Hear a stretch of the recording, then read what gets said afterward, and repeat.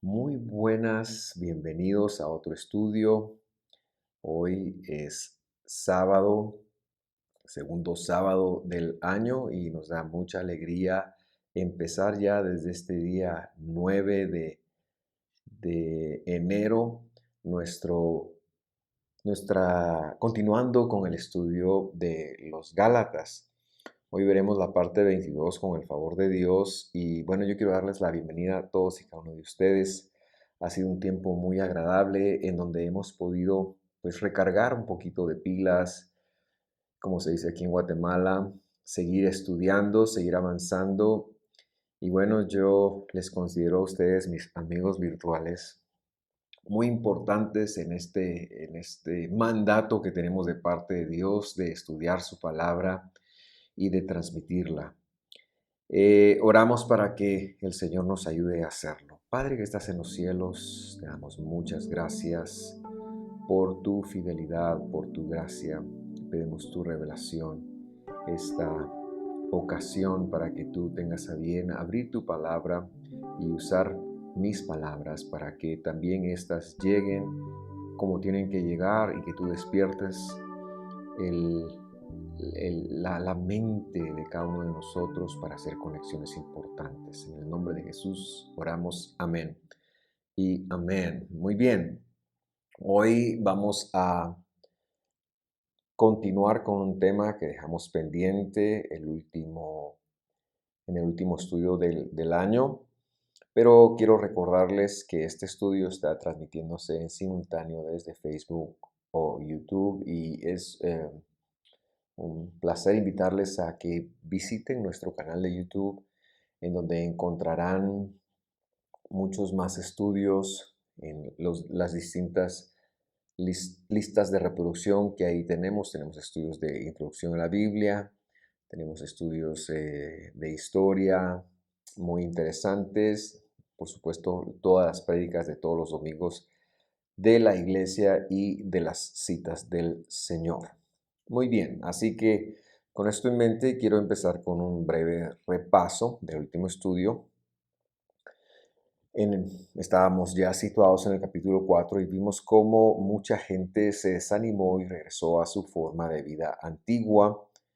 Y Pablo amorosamente, especialmente en el verso 10, les invita a volverse al Señor.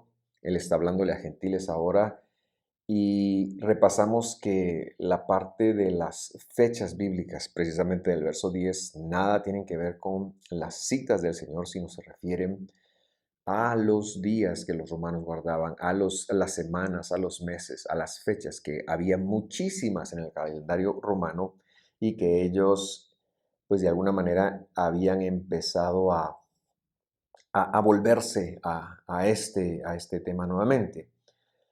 Y luego aterrizamos en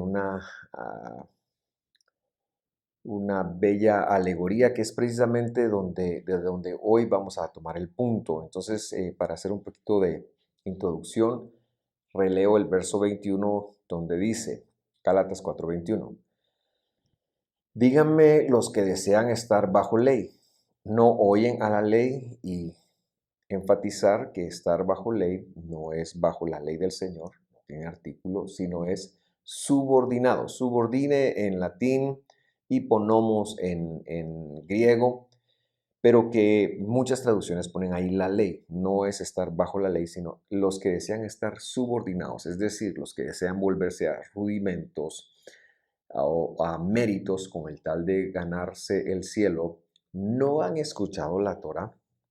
Eso es lo que Pablo está diciendo. Y ahora sí entramos ya en lo que nos compete para este estudio. Porque está escrito que Abraham tuvo dos hijos, uno de la sierva y otro de la libre.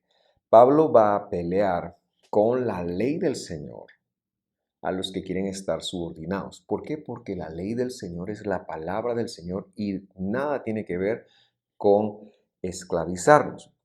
Abraham, el creyente, el receptor de las promesas, tuvo dos hijos.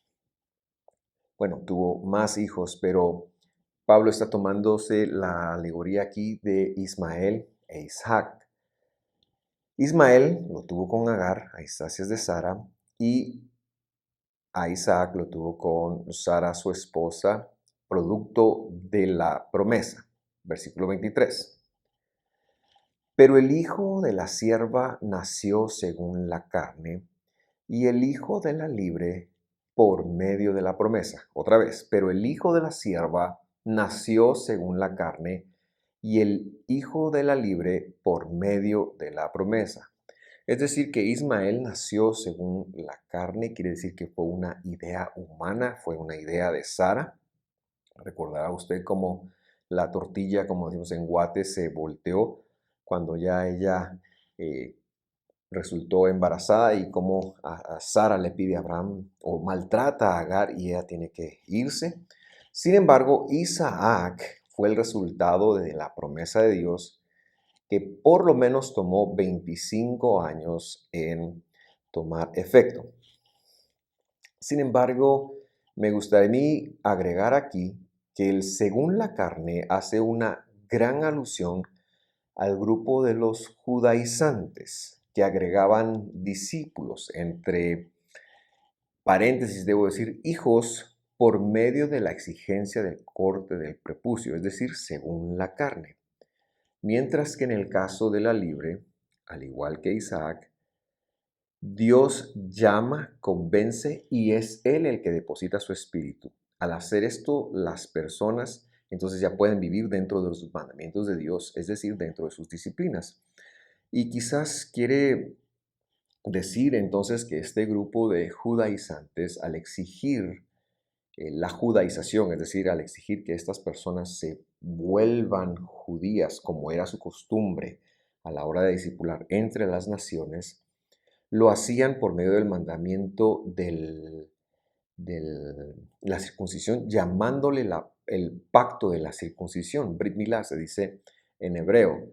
Y quiero hacer una pequeña aclaración aquí porque las declaraciones de intenciones son muy importantes. En ninguna manera nosotros estamos oponiéndonos al mandamiento de la circuncisión como fue dado a Abraham. Abraham se circuncidó. La oposición nuestra surge aquí a que para ser israelita, para ser parte del pueblo, tuvieran que circuncidarse. Estamos con Pablo en este punto. Él dice, no, no, no, no. Para ser salvo es por medio de la fidelidad de Dios en Jesús. Eso es todo lo que se lleva. Y después en el proceso de discipulado, pues las personas irán creciendo en el cumplimiento de las promesas, porque como dice la escritura, hablando, si usted recordará, de los dos grandes asuntos de la ley del Señor, los mandamientos y las promesas, pues habría que crecer en el conocimiento de los mandamientos, es decir, las características de Dios. Sigamos leyendo acá y sigamos haciendo exégesis. Versículo 24. Esto contiene una alegoría, pues estas son dos pactos. Entre paréntesis he puesto mujeres allí, porque mujeres no está en el original. Uno procede del monte Sinaí que engendra hijos para ser esclavos. Este es Agar. Muy bien. ¿Qué es una alegoría? Es una representación en la cual las cosas tienen un sentido simbólico.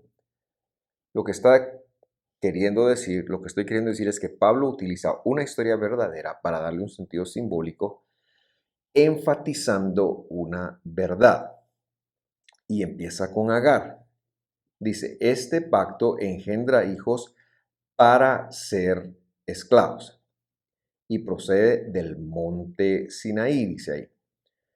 Muchas personas equivocadamente piensan que este pacto del Sinaí se refiere a la ley del Señor, se refiere a, a los mandamientos y se toman de este verso para erróneamente decir no hay que cumplirlos y que guardar los mandamientos de alguna manera nos esclaviza. Sin embargo, esto es un error garrafal que voy a explicar con la lectura del verso 25. porque Pablo así lo sigue haciendo. Ahora bien, Agar es el monte Sinaí en Arabia y corresponde a la Jerusalén actual porque ella está en esclavitud con sus hijos. Y aquí nosotros tenemos que hacer una pausa porque hay un error garrafal según lo vemos aquí. El monte Sinaí en Arabia. El monte Sinaí estaba en la península de Sinaí, la cual es considerada Egipto, nunca Arabia. ¿Cómo podemos entender esto? Seguramente alguien queriendo justificar ha puesto Arabia, pero jamás fue Pablo, porque Pablo estaba muy consciente de lo que está haciendo. ¿Por qué lo sabemos? Porque el concepto así nos lo dice. No me atrevo a decir quién lo agregó, pero lo que Pablo señala es muy interesante. Agar representa al monte de Sinaí. ¿Cómo así? ¿Estará hablando de Moisés? ¿Estará hablando de la entrega de los mandamientos? ¿Estará hablando de lo que pasó en Éxodo 20?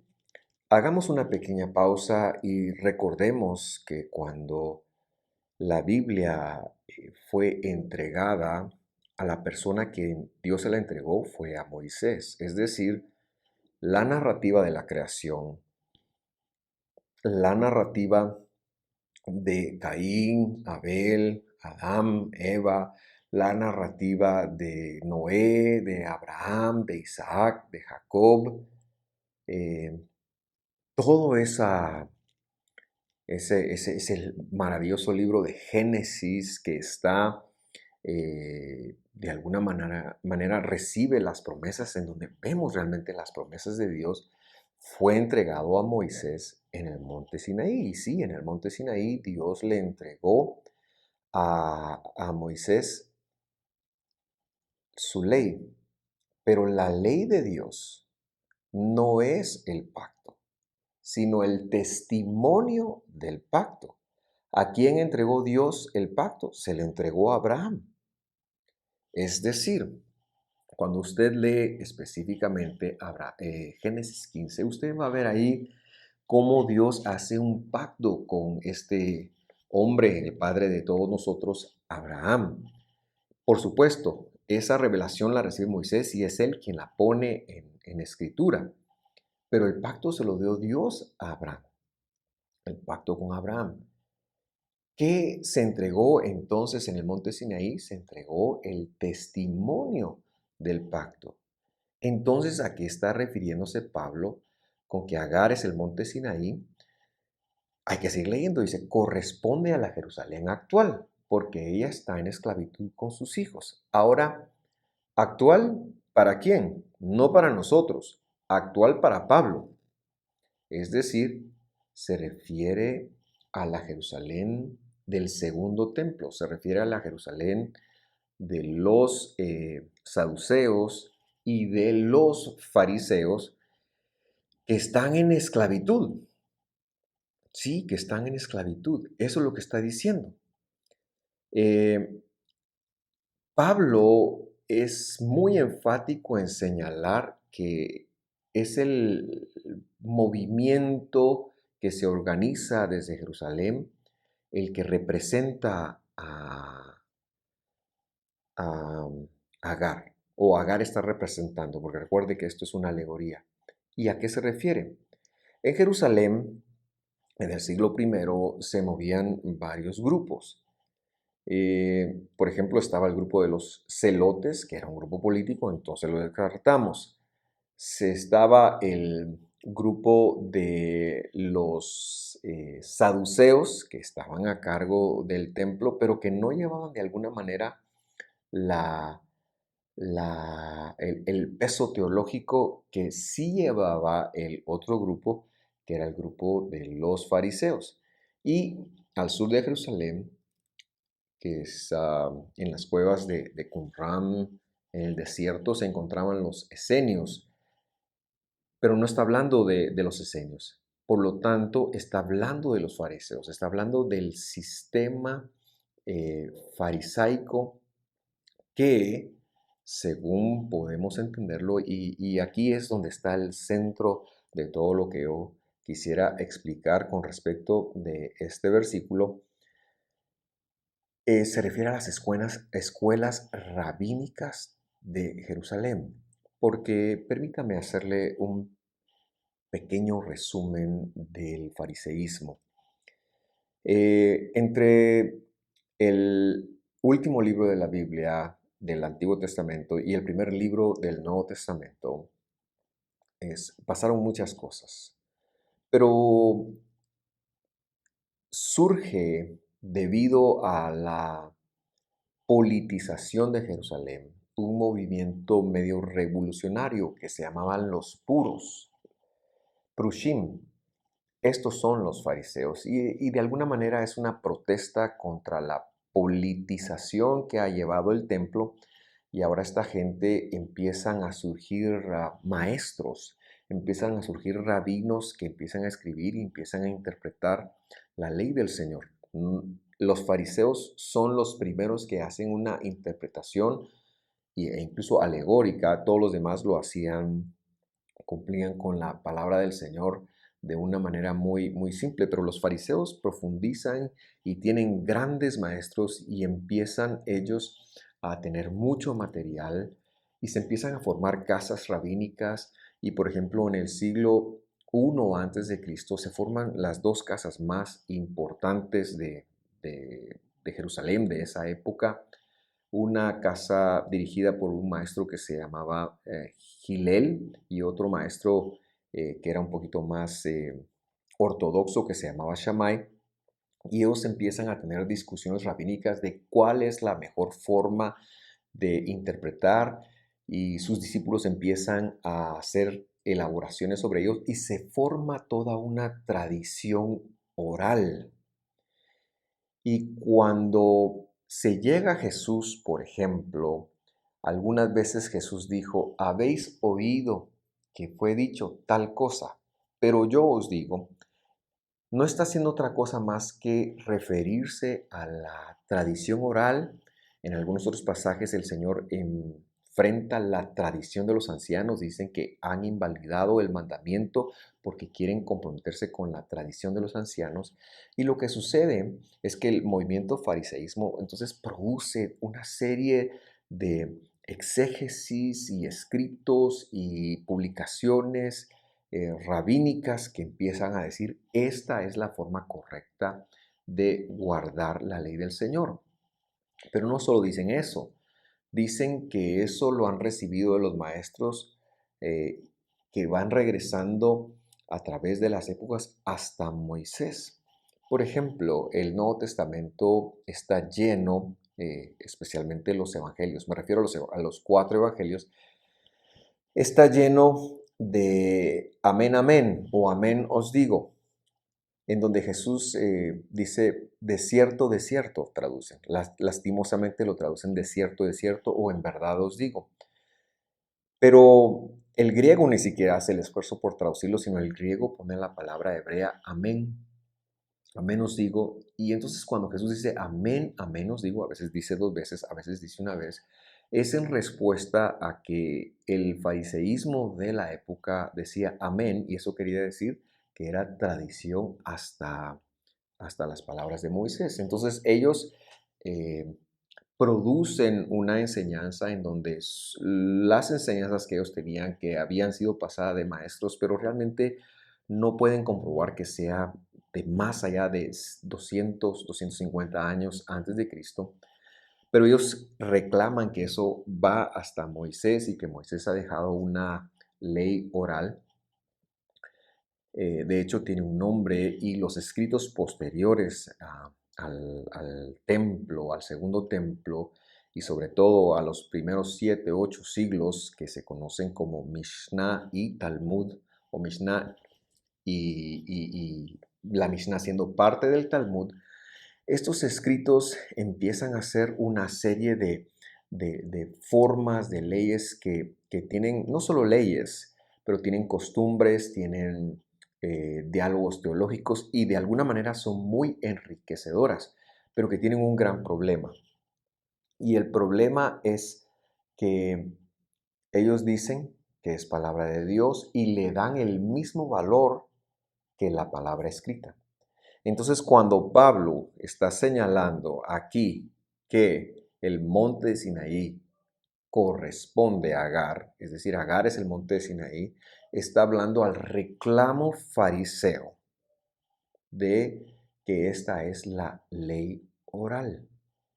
Y la mayoría de los cristianos, cuando interpretan o interpretamos el Nuevo Testamento, no nos percatamos de este pequeño gran detalle.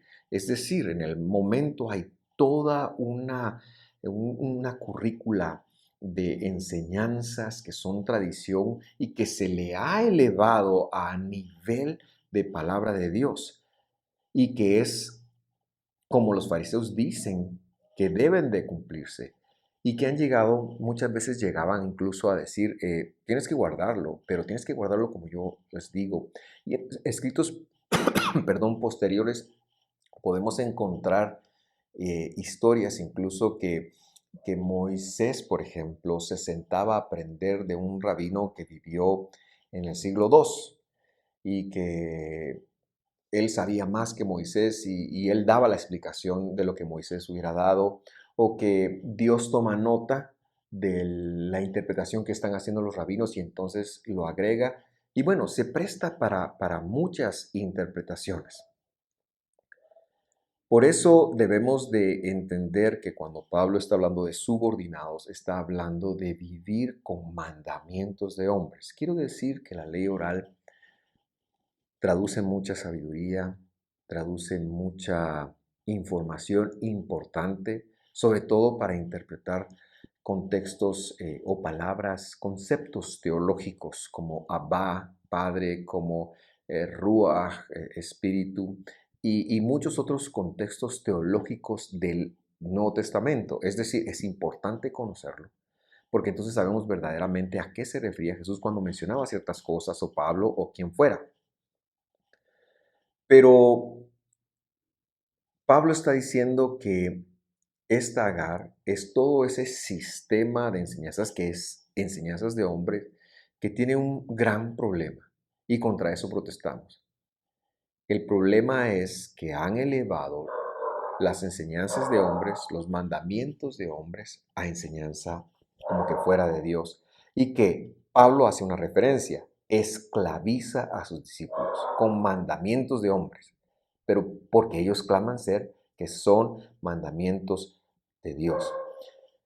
Eso por un lado. Pero por otro lado, también tenemos que entender que Dios le entregó a Abraham el testamento, el pacto. Vimos esto lo hemos visto que la mejor traducción para la palabra Brit, que han traducido pacto, es la palabra testamento. Dios se le entregó a Abraham. El testamento, el pacto, no es con Moisés. Con Moisés es el testimonio y por eso las tablas del pacto luego se conocen como el testimonio. Y en ello Dios está revelándose, Dios está diciendo, aquí estoy yo, y no es otra cosa más que eh, la forma de alcanzar el carácter de Dios una vez que estamos en pacto. El testimonio del pacto, pero el pacto primero Dios lo hizo con Abraham. Por eso es que el versículo 26 luego agrega, pero la Jerusalén de arriba es libre. Esta es nuestra madre. Y por eso a mí me surge la impresión de que la Biblia sigue siendo solo un mensaje, porque en Apocalipsis el apóstol Juan habla de que la Jerusalén celestial desciende del cielo para que nosotros vivamos allí y que el contexto que genera eso es el contexto del pueblo de Israel. Entonces no es que nosotros vayamos a vivir en los cielos nuevos y tierras nuevas en la Jerusalén actual, sino que Dios va a hacer descender su Jerusalén. Y Hebreos 11 también lo vimos ya en un estudio, menciona de que Abraham estaba con la esperanza puesta en la ciudad celestial, refiriéndose a la Jerusalén que Dios hará descender. Hay dos Jerusalén, la que vemos actualmente y que muchos esperan que venga el Mesías para reconstruir un templo, y la que la Escritura habla, que va a descender del cielo, que no va a necesitar templo, porque Dios mismo, Jesucristo mismo, va a ser, va a ser el templo. Y por eso ahora Pablo en el versículo 27 va a agregar una cita de Isaías, porque escrito está, dice el versículo 27, regocíjate, oh estéril, la que no concibes, prorrumpe, y clama, tú que no tienes dolores de parto, porque más son los hijos de la desolada que la que tiene marido. Entonces no podemos dejar de ver la instrucción del Señor, la ley del Señor como nuestra, porque lo que Pablo está enseñando es que toma la unidad del Antiguo Testamento para demostrar nuestra pertenencia a Israel, nuestra pertenencia al Testamento por medio de la fidelidad de Dios. Y es así como empieza a cerrar esta alegoría y continúa diciendo, versículo 28, ustedes, hermanos, como Isaac, son hijos de la promesa. ¿Y a quién está hablando aquí? Bueno, le está hablando a los gentiles. El contexto que empezó en el versículo 8, me parece, es precisamente los gentiles y tenemos que entender esta alegoría. ¿Y cuál es la alegoría?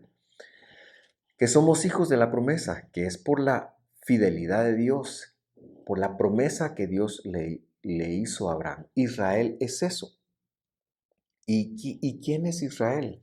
Israel es un grupo de probablemente judíos, probablemente israelitas de raza, pero también de gentiles, creyentes en el Dios de Abraham, que fueron llamados por Dios a ser simiente de Abraham.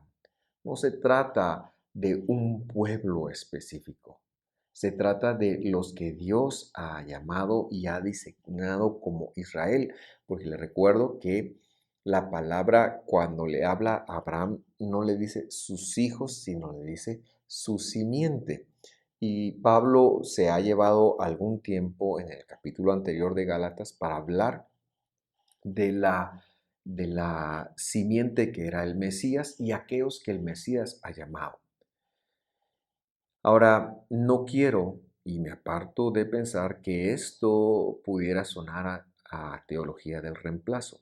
En ninguna manera yo estoy diciendo que Israel ha sido reemplazado por la iglesia como creen muchos. Yo estoy en contra de esa doctrina, sino que Israel ha sido siempre el pueblo a quien Dios ha llamado por su gracia y por su favor para que por medio de la fidelidad de Él pueda ser adoptado, pueda ser injertado en Dios, en el pueblo de Dios. Y este pueblo, por supuesto, incluye judíos, incluye israelitas, las 10 tribus que no sabemos dónde están, pero también incluye a los gentiles que por Jesús hemos creído y que estamos dispuestos a guardar los mandamientos de Dios. No debemos de tener ningún complejo. No hay una sustitución, sino que hay un llamamiento. Hay un llamamiento y Dios llama por gracia a quien Él quiere. Y esto me llena de mucha gratitud porque es Él quien nos hace amar a Jesús. Es Dios mismo quien nos llama y que hace que nosotros podamos ver a Jesús como Dios, como Redentor, como el que ha recibido el nombre más excelente.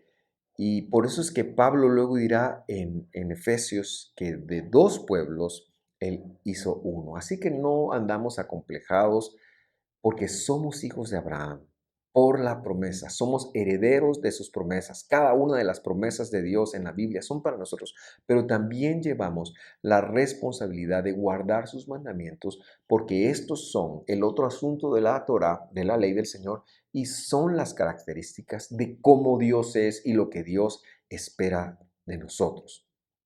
Con esto en mente, le invito a leer el versículo 29. Pero así como entonces el que nació según la carne persiguió al que nació según el Espíritu, así también sucede ahora. Pero ¿qué dice la Escritura? Echa fuera a la sierva y a su hijo, pues el hijo de la sierva no heredará con el hijo de la libre. ¿A qué se refiere? Se refiere a una coyuntura que vivía en el primer siglo, que el fariseísmo que había creído en Jesús necesitaba dejar, por un lado, el pensamiento que tenía, el pensamiento de judaizar, el pensamiento de convertir en judío al gentil. No, sino que ahora ellos habían sido adoptados y poco a poco irían entrando en saber cómo guardar los mandamientos de Dios. En ese momento los perseguían porque obviamente era muy intimidante que el judaizante sabía muchísimo más, mientras que el gentil venía de adorar a Zeus, venía de adorar a quién sabe, qué diosa o lo que sea, venía de esto, pues entraba muy intimidado, pero poco a poco, sábado a sábado, en cada una de las iglesias, diagonal, sinagogas del imperio, ellos iban instruyéndose en la lectura de los 5 libros de Moisés que hacían una vez por año. Y eso era el servicio continuo que tenían. Entonces, ¿qué está diciendo? Que para ser salvos no hemos de hacer algo. Es por el llamamiento de Dios, es por su gracia. Pero que la justicia está y se vuelve parte de nuestra vida al momento de ser salvos y por ello guardamos su palabra, sus mandamientos. Hemos de echar fuera de nosotros cualquier pensamiento que nos lleve a siquiera sospechar que la salvación es un don. Es decir, me corrijo porque tal vez me perdí un poquito. La salvación es un don. Cualquier otro pensamiento de que lo podemos ganar, de que podemos eh, ah, hacer que Dios nos mire o que Dios, por medio de un mérito, no va. Es innecesario. Solo somos llamados por su amor. Versículo 31. Así que, hermanos, no somos hijos de la sierva, sino de la libre. Y esto es contundente. Esto es contundente. Entonces yo cierro este tiempo tan hermoso con cada uno de ustedes recordando que existe una alegoría. Dos mujeres, las dos mujeres de Abraham. Agar, que da hijos para esclavitud, porque da hijos bajo la pretensión de una ley oral que hay que guardar y que hay que hacer méritos de esta ley oral o de la ley del Señor con tal de ser salvos. Y Sara, Sara que representa la gracia, representa la promesa que Dios llama, que Dios conduce a creer en Él, que Él hace que nosotros podamos exhibir su fidelidad por medio de nuestras acciones y por lo tanto vivimos en la libertad de guardar sus mandamientos, porque Dios quiere que nos vaya bien. Para ello nos los dio. Y estas son las dos mujeres. Una representaba la Jerusalén del momento que hacía hijos para esclavitud. ¿Por qué? Porque qué terrible es tener que ganarse la salvación o cualquier otro don de Dios. Y la otra, libertad. ¿Por qué? Porque las personas entraban en un proceso de aprendizaje de los mandamientos, pero también en la libertad de vivir en Dios y en la fidelidad que sería Dios quien proveyera, quien enseñara, quien guiara y quien también un día regresaría en la resurrección. Entonces, esa es la alegoría que Pablo hace. Yo estoy muy agradecido con Dios por esto, por este momento. Gracias por sintonizarnos. Vamos a terminar acá. Hemos terminado el estudio de este primer sábado del 2021, pero quisiera hacer dos cosas antes de cerrar. Número uno, quisiera elevar una oración de gratitud a nuestro Dios por tanto amor, por tanta gracia, por su fidelidad. Decirle que estoy contento de ser su hijo, de ser llamado de que sea por su fidelidad y no por mis méritos. Eso es uno. Y la otra cosa, quisiera que usted me acompañara en quizás ser testimonio de la fidelidad de Dios. Quisiera eh, desafiarlo a ser un testigo, un testimonio, un testificador de la fidelidad de Dios sobre nosotros. Así que acompáñeme a orar. Padre, bendito seas tú. Bendito seas tú que descendiste, tomaste la forma humana por amor, con tal de cumplir tu palabra, de cumplir tus promesas. Nos amaste de tal manera que viniste, te diste y que hoy estás, después de haber padecido victoriosamente una muerte y una muerte de cruz, resucitaste al tercer día y estás sentado en el trono de la majestad, en el trono de la gloria. Nosotros venimos a agradecerte que te has fijado en nosotros para llamarnos, para hacernos tus hijos, para injertarnos en ti y en tus promesas. Nos sentimos tan dichosos, nos sentimos tan agradecidos de que hemos podido reconocer que Jesús ha venido en carne, ha muerto, pero resucitó al tercer día y está sentado en el trono de la majestad, que Él es Dios y que Él salva.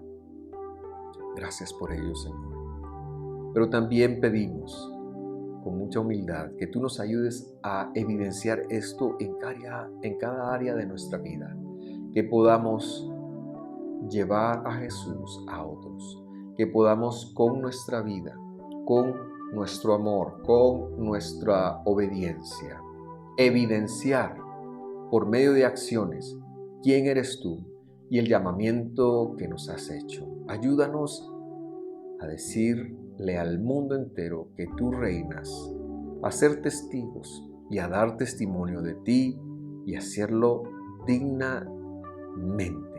En el nombre de Jesús. Y una tercera cosa, Señor. Si alguien está empezando este año o está viviendo un momento difícil en el momento que hablamos este estudio, que enseñamos este estudio, ten misericordia y bendícelos y restáuralos y rescátalos en tu fidelidad.